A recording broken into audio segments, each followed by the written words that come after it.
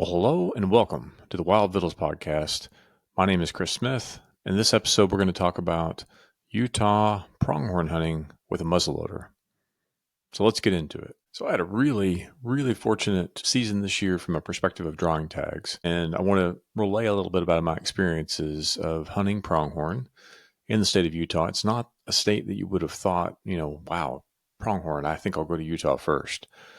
But let me kind of give you a bit of an overview of what we're going to talk about here. And I've got an outline that I'm going to follow. So first of all, how did I get that tag and why a muzzleloader tag? And also, what muzzleloader am I shooting? What did I choose for equipment? How did I prepare?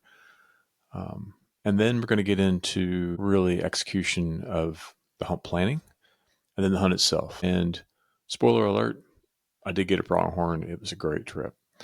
So let's start with, how did I get a tag? Well, first of all, I put in for almost everything across the West. Not a young spring chicken anymore, and I don't have probably that much longer that I'm going to have my health, a decade, dozen years, 15 years, that I'll continue to do this because I'm not 20-something anymore. So I want to try to maximize the opportunity I have and the time I have left, be able to really capture some great hunting experiences. And I want to emphasize that it's not about the trophy size. It's about going to cool places. It's getting to do cool hunts and just to see the sights, smell the smells, experience life itself out hunting. So I use GoHunt. GoHunt is a tremendous tool for me. It is a huge enabler for me to be able to understand, where tag possibilities are, how to apply, make sure that I get everything filled out by the deadline. Gives me some pointers on strategy. I read all their articles, so I think it's well worth the investment, and it has served me extremely well. I've probably been a member since 2017. I've been putting in a very long time. So I put in for Utah, and generally I put in for Utah for deer and elk. Well, if you've already paid for the license, the fees to apply are not very much. I forget how much it is, but it's not much. So why not put in for pronghorn? I like to hunt pronghorn. I've killed several pronghorn. You see a pronghorn over my shoulder. That was a rifle pronghorn from Wyoming. Wyoming is my favorite place to pronghorn hunt. And as you know from this podcast, cooking is a big deal for me. And pronghorn meat is fantastic. Absolutely fantastic.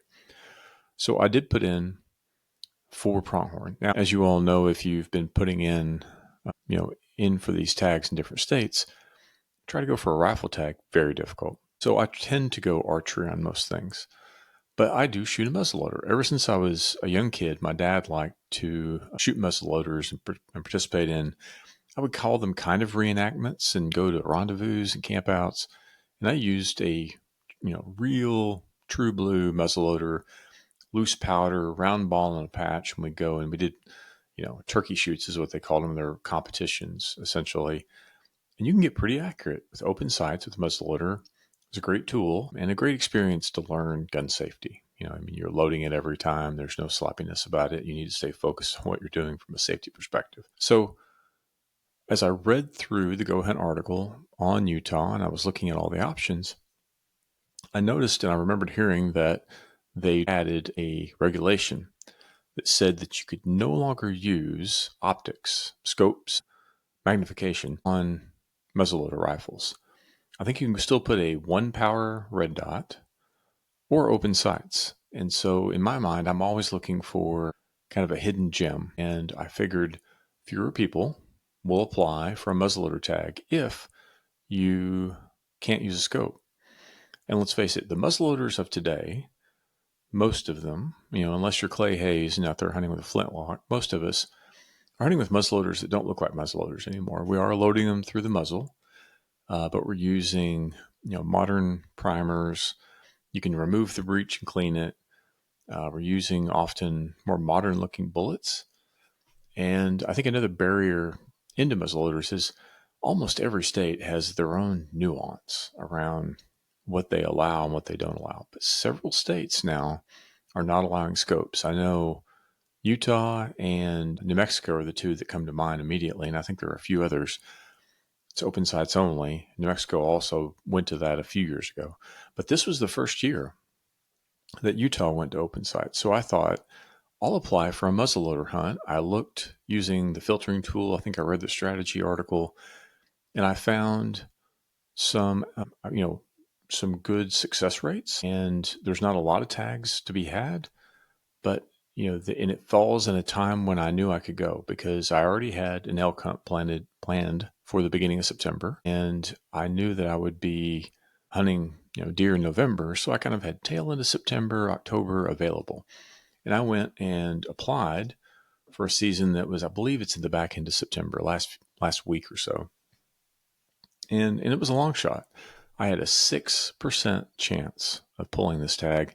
I can't remember if I had 5 or 6 points. And I don't think I realized at the time there's only 2 non-resident tags in this unit I ended up getting drawn for.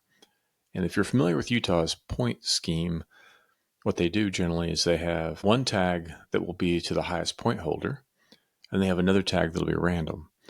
And so in this case, I was not the high point holder with the 5 or 6 points. I was the random tag. So I got the one random tag, and I was so excited because I really enjoy pronghorn hunting. If you've never gone, it is way more relaxing than elk or mule deer. And the reason why is because if you're in an area where you can get access, they're relatively easy to see because you can spot them from miles away. Now, you can't always spot them just like from the naked eye, but if you can get on a good vantage point and use good optics, they're not hard to find, but they are hard to get close to. So that's kind of how I got the tag is I apply for everything in the West. In fact, it's easier for me to say what states I don't apply for. I don't apply for Oregon, Washington, or California, but I do apply for New Mexico, Arizona, Nevada, Utah, Colorado, Wyoming, and Montana. And I think that's all. And Idaho. Almost left out Idaho. I apply for all of those states. And it's most of them, if you're applied for one, you might as well apply for all. You don't have to front the money, but the tag wasn't terribly expensive. I can't remember exactly, but I think it was in the $300 range. So that's how I got my tag. I think I was notified probably like in the May timeframe, and I was elated. It is the first time I've ever drawn a tag in Utah, and I think this was about 6 years in.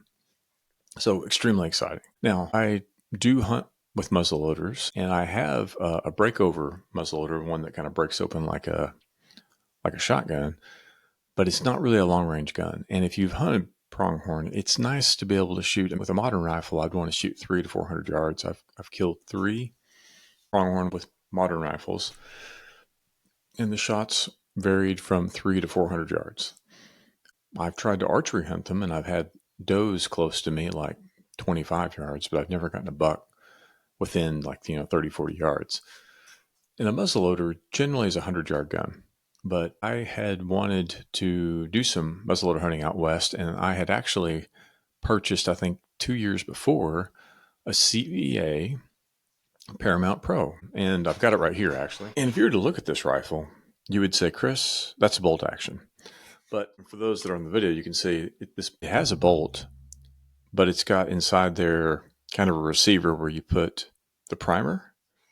And as I was mentioning, it is a open sights only. And this is completely unloaded. So yes, I'm pointing it at the camera. You can see those crosshairs. This is a globe sight on the front. And on the back, if I can get it where you can see there, it is a peep. Extremely heavy gun. So it's 50 caliber, which is way overkill for a pronghorn. But I bought that gun for elk hunting in Colorado. Like I mentioned earlier, it seems like every state has some rule that is different than any of the other states. A lot of people, if you're going to go like the most convenient route, you go with pelletized powder, and you'll use a belted bullet, and you'll use a black powder substitute that'll be pelletized, and you'll use a 409 shotgun primer, and that, because it's loaded through the muzzle, is considered a muzzle loading rifle, and that's probably the majority of what you find that's for whitetail hunting. And they'll have open sights where you can put a scope on it. I have an open sight one. It's got a fiber optic pin in the front end.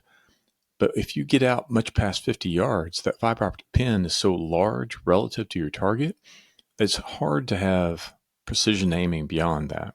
You can pull it off at 100, but it's really difficult beyond that. So that's why I chose that sight system, which is a Williams peep sight. But originally I chose the Paramount because that's actually the Colorado edition of their Paramount. And what it means is in Colorado, if you want to hunt elk, it has to be 50 caliber. It has to be loose powder. And I hunt with Blackhorn 209. It has to be a full bore bullet. And so what it means is you can't have a sabot. And if you're not familiar, a sabot is like a plastic cup that your bullet fits inside of. And it has to be open sights. And the Paramount Pro fit all those criteria. It was developed to shoot, and I've got one here, these power belt. This is a 330 grain power belt bullet, and you don't have to put a sabot on it. You don't have to put a patch behind it. This little plastic cup at the bottom is essentially kind of your wad if you were thinking of like a shotgun, or your patch if you're thinking of a traditional muzzleloader like the patch and ball. So loose powder, Blackhorn 209. These are called Power Belt ELR for like long range. I don't know if it's E's for what. And if you put a scope on that gun, people have said you can shoot out to 400 yards. Now, I've never had a scope on that gun, but I can shoot out to 200 yards with pretty good accuracy. So I don't think you can buy the rifles anymore, which is quite funny. I believe after COVID, and there was such a shortage of powder and primers and all the components, that Blackhorn 209 has not been able to keep up with production. And you can still buy it, but it's very hard to come by. So there's a bit of a shortage of 209, and I've heard that that's the reason that CVA is no longer producing the Paramount. They did come out with, the year I bought it, it's just the Paramount Pro. They came out with a V2 or version 2 the next year. They make it in 40 and 45 and 50 caliber. I personally, if I didn't have the caliber restriction, would have gotten a 40 or 45 caliber because it's plenty gun for an elk or deer.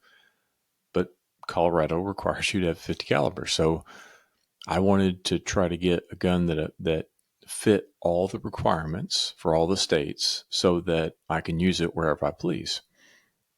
So I picked up this gun actually, like I said, 2 years ago. And this year was the first year I really in earnest tried to set it up. And so I went out to the range and started, at like 50 yards and immediately really had tremendous accuracy. I mean, bullet holes touching. Went out to 100 yards and had to do some adjustment on that ramp on the peep, and am shooting 3 to 4 inches high at 100 yards. And then I have another range I can go to where I can shoot 200 yards. And I found that I was shooting 6 inches low. And, with those as known variables, I can shoot out to 200 yards accurately at a deer size or pronghorn size target. And I kind of set for myself 200 yards as my limit. I did chronograph it, and I can't remember exactly. I believe it was 2,200 feet per second. If I can find it in my pictures, I'll put that up as well on the screen to be able to depict what that was. But I got tremendous accuracy. In fact, I would say the accuracy is as good as my 308. Not as good as my 300 Win Mag at 200 yards, but very good and very dependable. And so I continued to practice with it over the course of late summer, early fall. Tried different shooting positions, put a bipod on it, had a short bipod and a tall bipod. And that will be important as I talk about this later because I made a poor decision on one of my bipods and it cost me a shot, actually. Lucky to get the tag, happened to have really some good equipment that I could shoot long distance. And again, I think 200 yards is a respectable distance for pronghorn. I'm sure that people shoot them at 100 yards. But in this case, I had the last season. If you looked at the seasons in this unit in Utah, first they did archery, and that's traditional. They generally start with archery. The pronghorn haven't been chased, and they're a little bit less spooky. Then they had the rifle season. So you have normal rifles, and the guys can reach out there 500-600 yards, right? And then after they get them good and stirred up, then they're like, okay, Chris, you can go out there now and hunt with a muzzleloader where you have a 200-yard limit. So they were a little bit difficult to sneak up on because of that. But we still found a way. Luckily, the area had a lot of topography. And what I mean by that is a lot of hills, rolling hills. And so it made for a little bit easier stalking. So the day finally arrives. I think there were only 18 tags, and I think only 2 of those were non-residents. And like I said, one of them was the high point holder, the other one was random tag. So I'm random tag. You might think with such a low number of tags that this is a trophy unit. Not so. This area actually, the population had crashed to a level that they stopped having the hunt in this area. I never did, I researched it, never could figure out what happened, but the population had declined to a level that they didn't have a hunt in this unit, and they were on the rebound. I'm also the last season of the year, and the rifle hunters have already been out there. But I wanted to go out early and scout. But I always kind of go into these things of what is my criteria for success, because I don't want to try to make that decision in the moment. I want to make that decision in advance. So my criteria for success was anything above, a yearling buck. And, my first ever pronghorn was a yearling buck, a very small buck. But I wanted just kind of a good buck. Didn't have to be gigantic. I knew they're going to be stirred up. I didn't know if I was going to see many pronghorn. And if I did, could I get close to them? Because it's difficult. It's not easy. It's not a gimme. I did go out a day early. I guess I arrived the evening of 2 days before opening day, so that the next day I had a full day to be able to go out and do some scouting.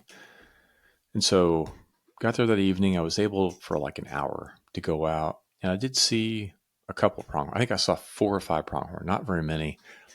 And the area that I was hunting actually had some BLM and some state land, but pretty good roads through this area that was kind of sagebrush hills. And that's typically where you find pronghorn. It's not in the trees. It's in the wide open spaces in the plains. But this was a real high altitude set of plains. I think I was at 8,000 feet or something like that, which means I'm going to be out of breath running around. Actually, I had to stay in a hotel that night because I had a work call that night. Next morning, got up really bright and early and got out and spent the whole day out. And I had, my maps on my phone. I went up and down the roads, and sometimes I'd see off in the distance a pronghorn, and I'd go set my tripod up, and I think I had my 15s, which are, like I had some Vortex 15s. Also had my spot and scope, and would set up in the back of pickup to get some elevation. I'd look out at those pronghorn, and I found probably, I don't know, a dozen different groups, and every one of those groups had at least one, if not 2 or 3 bucks in them. And I didn't find like huge bucks everywhere. This isn't like, Carbon County in Wyoming, but I found a few that were pretty good. Also some areas, like I said, there's some wild topography, and if I could find a spot on a hill, I would just set up there, and I could probably see for 5-10 miles. I'm not kidding. And, I couldn't see detail, but I could see where the pronghorn were, and I could then kind of map out where I wanted to go. And all of this really was to get ready for opening day. Where did I want to be on opening day? Because the area is too big to be able to try to say you're going to cover it all. And I did have, I think, set aside like 5 days. But if I could do it, in a day or two, and quite frankly, generally you can get it done in 3 days. 3 days is plenty of time. And like I said, I wasn't being picky. And so for me, it was the first really good animal that I found within range. So fast forward to opening morning. Opening morning, I get up early. Now, pronghorn aren't like elk or deer in that they're only moving like in the wee hours of the morning. They really prefer to hang out all day, and you're going to be able to find them. But I still wanted to be out at first light, because if you have the sun to your back, you have a little bit of an advantage from sneaking up on them, and they really pop. You can really see them well in the morning sun. So got out on the main road and just about to drive over into the area I'm going to start to glass, and immediately see a buck. And it's what I'll call a baby buck. It's like a, year and a half old, little bitty horns, and I'm like, oh, you're tempting, but not today. I don't even think last day I was going to take a buck like that. So went down to the area where I decided I wanted to kind of start glassing from. And the plan was going to be that, You actually do use a vehicle often in hunting these areas because you need to cover a lot of country. So I was going to find them from glassing from a road, then get in position and then sneak in. And that sneak could be half mile, quarter mile walk. So it's going to take some time. So the first group that I see is probably about, I don't know, they're probably a quarter mile away, and they're walking away from me just over a rise, and they're kind of like, as soon as they get below the crest of this hill, I hop out, get my gear together, and I'm kind of at a fast walk behind them. And when I get to the crest of that hill and can look over it, this is when I realized this is not going to be as easy as I thought it was going to be, because those pronghorn had seen my pickup stop and they knew what that meant. So by the time I got to where I could see over this crest, they were, I think, 3/4 of a mile away. They knew that game. They had been chased for 10 days with rifles, and they knew the range of those rifles, and they were not going to let themselves be within that range. It's like, okay, dang, that didn't go well. So walk of shame, back to the vehicle, get back in the vehicle, go to the kind of the next point at which I want to be able to go out and glass. And every time I come up to a steep ridge on the road, I'll ditch the vehicle, kind of go off to the side, go to the ridge, and peek over. And sure enough, first time I do that, good group, kind of in a valley, I'm going to walk down towards them and they're going to see me. So when I do that, they get alerted and they run off on the far side of this hill. And it's kind of like a bit of a small mountain, I'll put it that way. And I'm thinking, I think they're going to feel comfortable when they get on the other side of that little mountain. I'm going to go around the other side, kind of along about the middle third of it, so I have elevation on them. But I get on the other side, I may be able to, get a shot off. Tried it, and it was a really good plan, except that when I got around to the other side where I thought the pronghorn would be, there were pronghorn, but they were all does. And the buck was like the last one coming from that opposite direction where I was going to meet them on the backside of that mountain. And before that buck could clear, the does, I don't know if they winded me or saw me or what, but they sounded the alarm and all hell broke loose. Okay. So again, number 2 stock blown, walk of shame back to the truck. I go on, I see some pronghorn that are way far off and kind of make a mental note of, I'll make a trip back if I see anybody over there or don't see anything where I'm going. And then as I'm kind of going along this road, I see about a half mile out a group of bucks and a few does, and I can tell that they're bedded within what looks like about 150 yards of this ridge. I'm like, that's an opportunity. So I didn't slow down or stop because that would alarm them. I just kind of continued past them. Now I looked on my map, and I'm on a pretty clear dirt road, but there's a 2-track. And what that means is, just think of like the 2 pickup wheel tracks that go behind that ridge and will get me within about a mile of that ridge that I want to go to. And so I go a long way around, go get to that 2-track. That's really rougher than you would think for what looks like flat ground. It's not flat, full of rocks. And took that 2-track out until it essentially ended. From there, I then get my gear, and I have to make a decision at this point. Which bipod do I bring with me? And the sagebrush on the side of the unit that I was hunting is extremely short. They had sheep in this unit, and they had it mowed down pretty small. So the lower the bipod, the more stable. And the other one was kind of almost a sitting height bipod. So I got the lower one, and I brought it with me. And it was a long hike. I think it was 3/4 of a mile to be able to get to the ridge where I wanted to be able to see if I could sneak up on this pronghorn.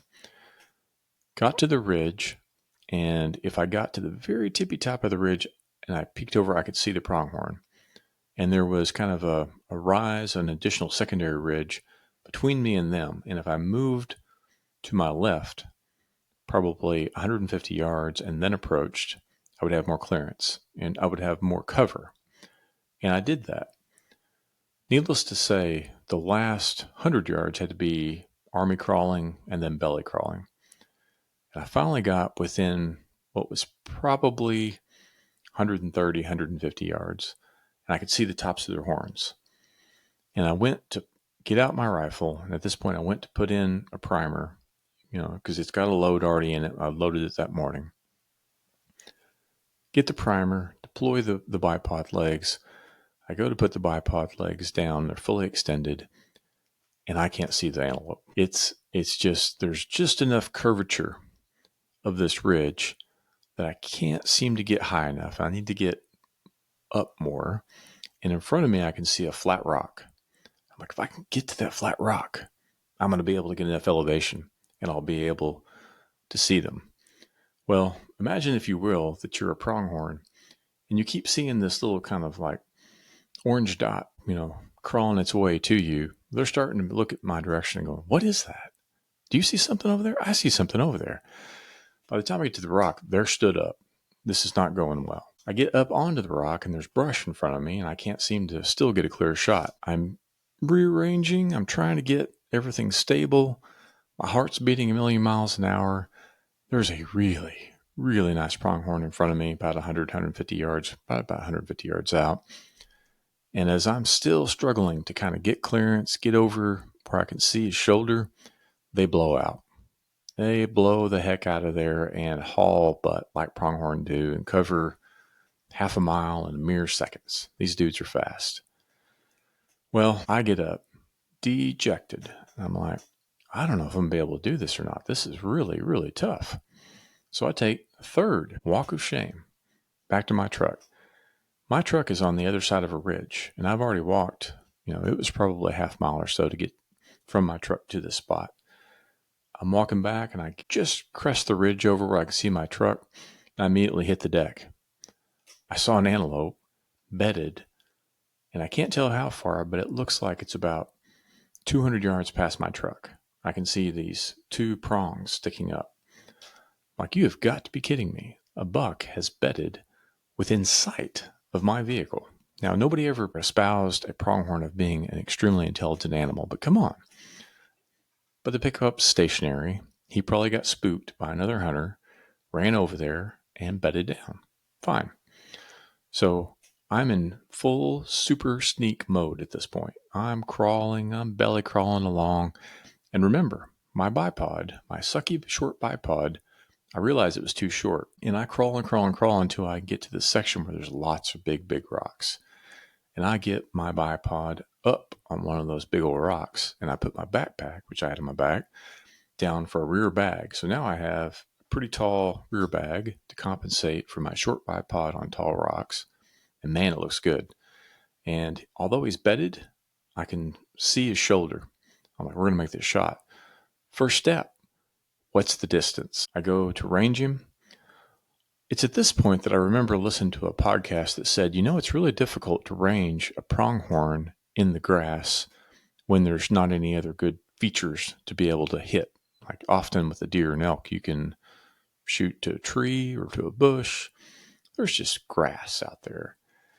And I'm trying to range him and I'm getting 150, 212, 150, 160, 175, 212, 180. I get all these numbers and I'm like, I think it's 200 yards. So I aim just at the very top of his back. Because remember, when I sighted it in for 200 yards, I have a 6-inch drop. What I didn't mention to you is at 150 yards, I'm dead on. So I'm looking at him. I've got my sights just right off the top of his back. Squeeze the trigger. And this thing weighs a ton, has a huge magnum charge of powder in it. And when it goes off, you know it. Kawoom! Goes off. As the smoke clears, my pronghorn is standing and kind of looking around like, what the heck happened? It's at that point that I realize he was at 150 yards and I just shot right over his back. Dang it. All right. I have an extra speed loader with me. So roll over on my back immediately, like I'm pinned down in a foxhole in a World War I movie. And I'm pouring my powder down my barrel because I'm not sitting up, mind you. So I'm just trying to get it up at about a 30-degree angle, get the powder down it. I have the ramrod, which is not like in the gun. It's in my pack. I have to get out the ramrod, get my ELR bullet, ram that down, made sure that it went all the way down to the mark, and reload it again. put my primer in, rolled over. By this time, he has walked from my left to my right and I'm not really sure how far it is now. And he is crested up to and almost to a ridge, and there's some rocks. And if he walks another 15 yards, he's going to be out of my life forever. So I have a moment. I range him, and this time I got a really good range, 200 yards, I'm sure.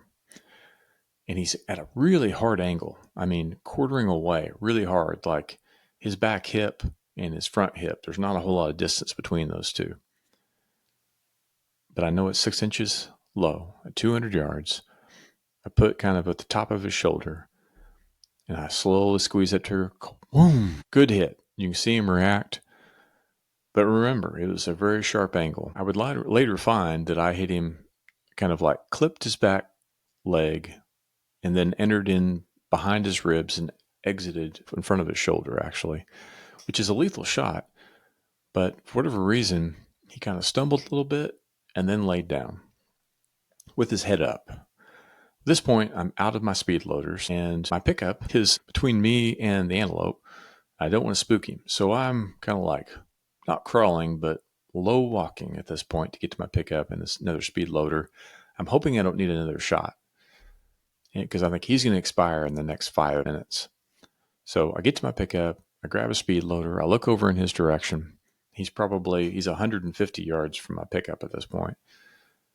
And I notice that he's like really perked up. Well, there's a pickup on a road that can see us, and they're driving by really slow looking at that pronghorn. And I think they think, well, he's just bedded down and he's just there and he's available. And I think they're going to try to make a move on him. So I've got to hurry up. I want to let him just expire, but I'm going to have to put another shot in this antelope. This is getting embarrassing at this point.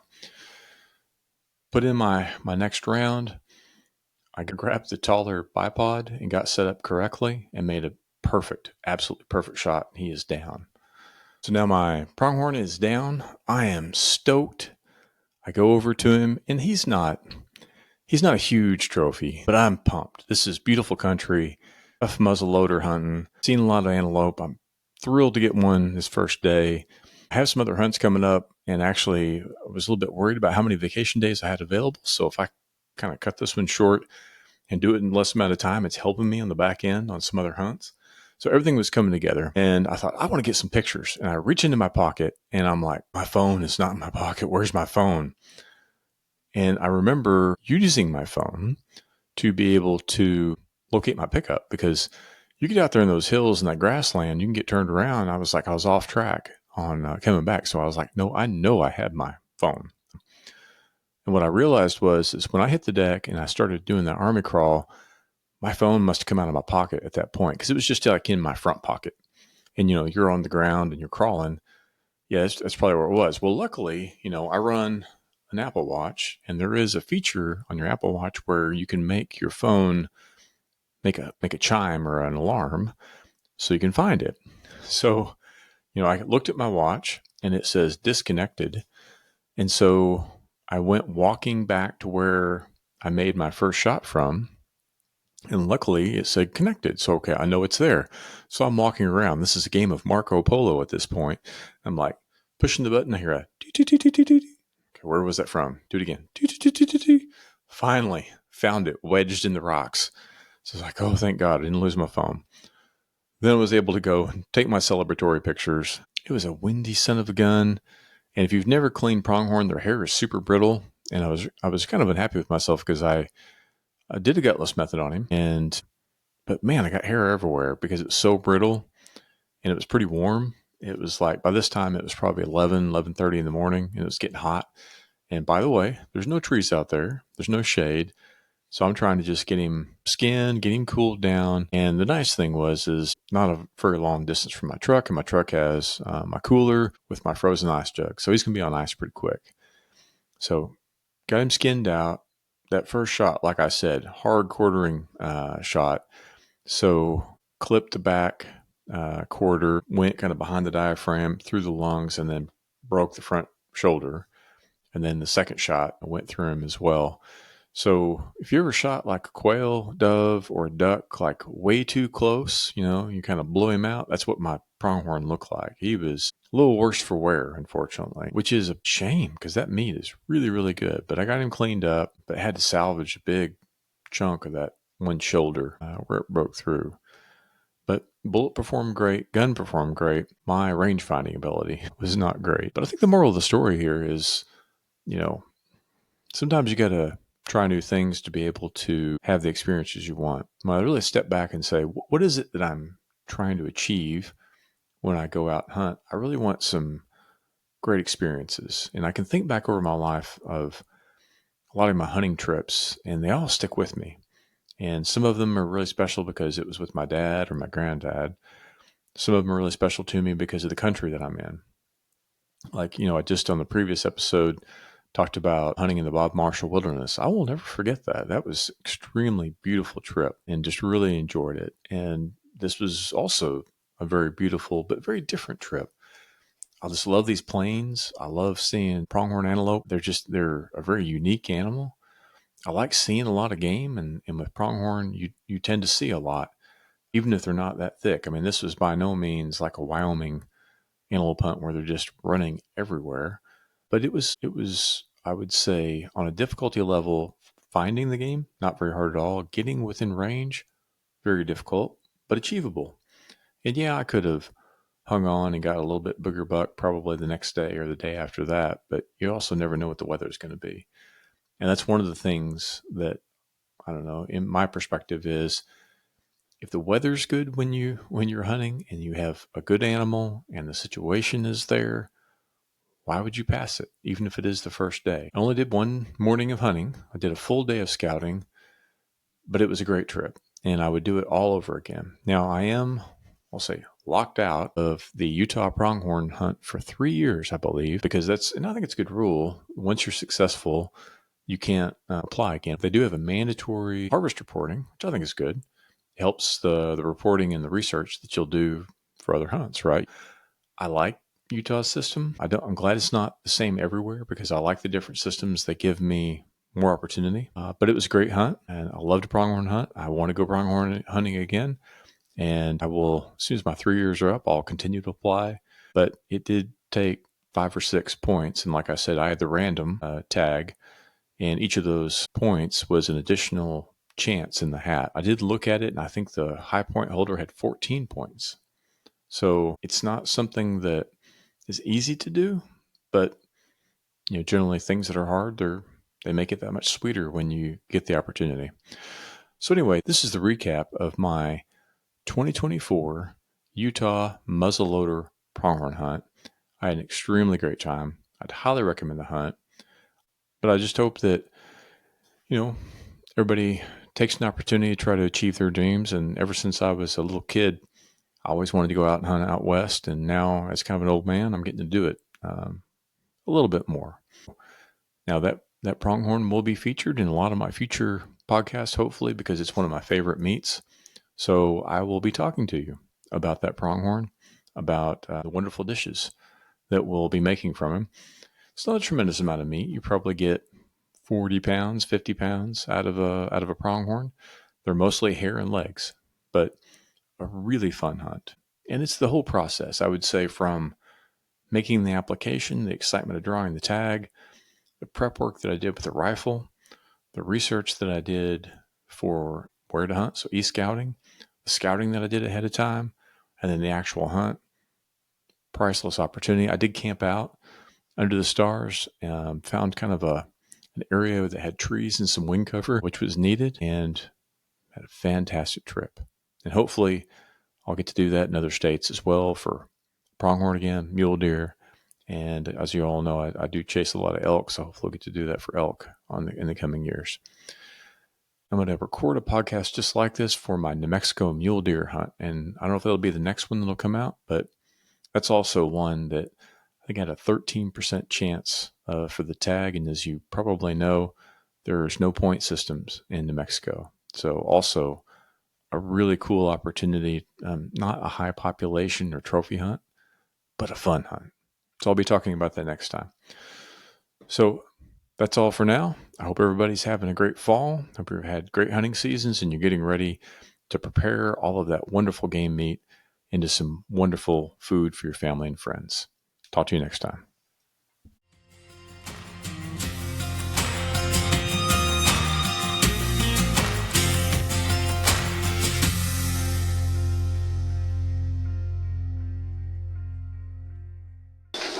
I want you to know it's over. Well, bye.